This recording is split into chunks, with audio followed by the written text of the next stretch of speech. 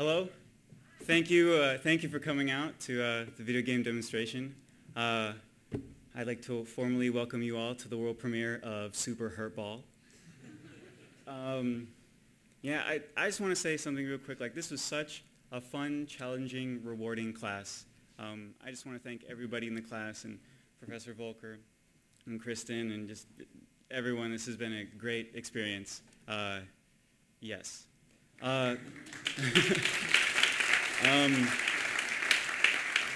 Quick introduction. We've got Alex right here.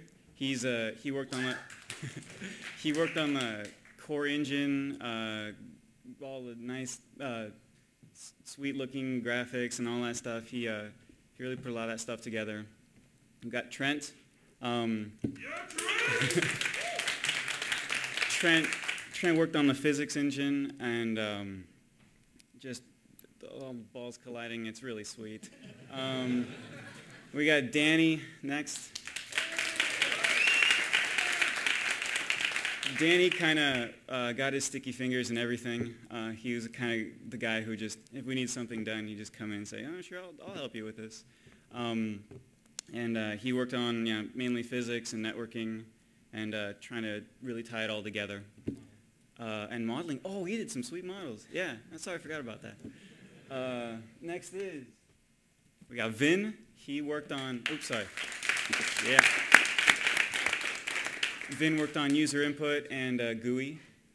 And next we have Alex again, Arizona.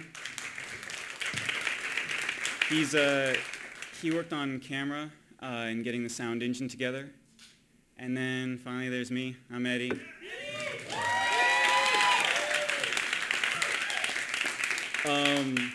I worked on network code, particle effects, and I made the sweet Hurtball sound collisions. And yeah, that's us. Ooh, we need some volunteers. We like 2 lovely people.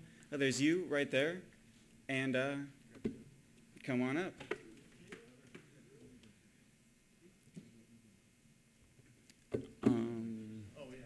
Oh, the game. Sorry.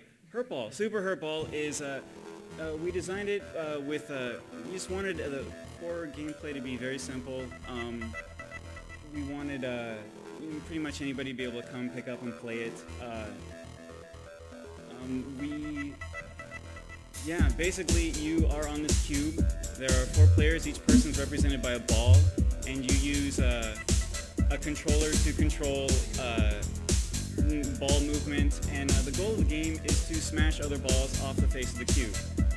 Each side of the cube has its own gravity, so if you don't smash someone hard enough, they'll roll over on the other side of the cube, and they can charge up and come back and attack you.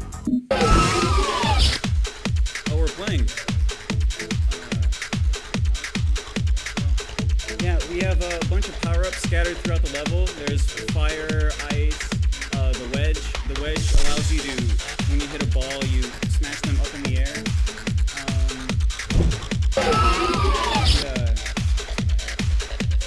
GUI elements. Yeah. Oh. Okay. We've got a Vinh Suite GUI. You can see I've got the player names and the start right here. The bottom meter going horizontally, that's your power meter, how much juice you got. If you can use it to charge up a boost, in which you execute a boost attack and you can smash a ball. It's also used for jumping. It limits the amount of jumping that you can do. Recharge it. Basically, if you get a fire attack, if you hit someone, if you get a fire power up, if you hit someone, they burn and they start gaining damage. Ice will slow people down.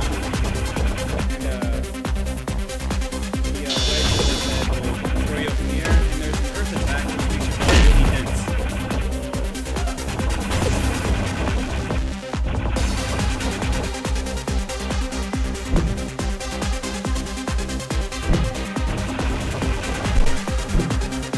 Yes, and now we'll have Alex talking about cool graphic stuff. Thanks. Stay out.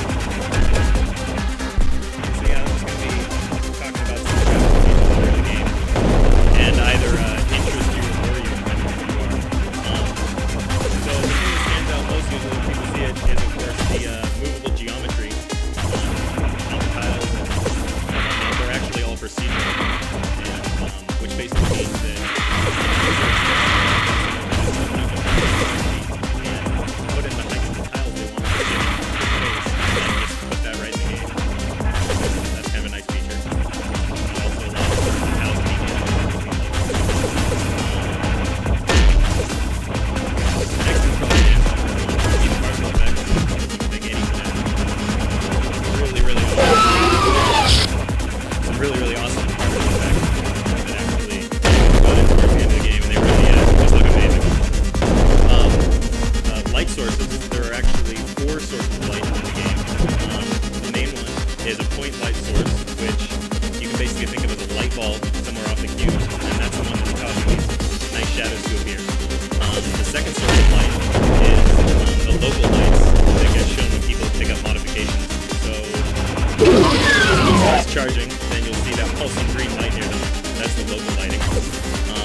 Next up, we have what's called the radiance now, and that basically means that the light will change for the geometry based on what the cube looks like, the world sphere. So, of course, here in an outdoor sort of dim level, everything looks a little dim. You'll see when it changes to a brighter level or something with a little more orange in it, then everything will sort of change appropriately.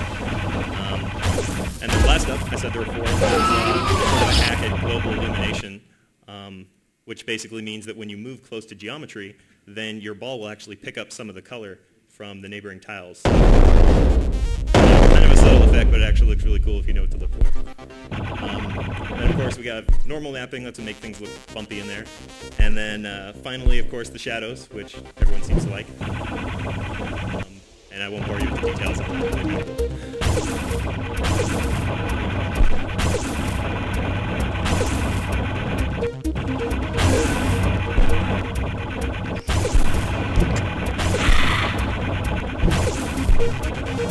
Forgot to mention there's also a death power-up, or not really power-up, that when you get it, you turn into a sheep, and you're basically an easy target. You can't charge. There it is. People can just touch you and you'll fly real far. And you can't pick up power-ups. You're just, a rolling target. And it goes away after like 20 seconds. No, it wasn't great.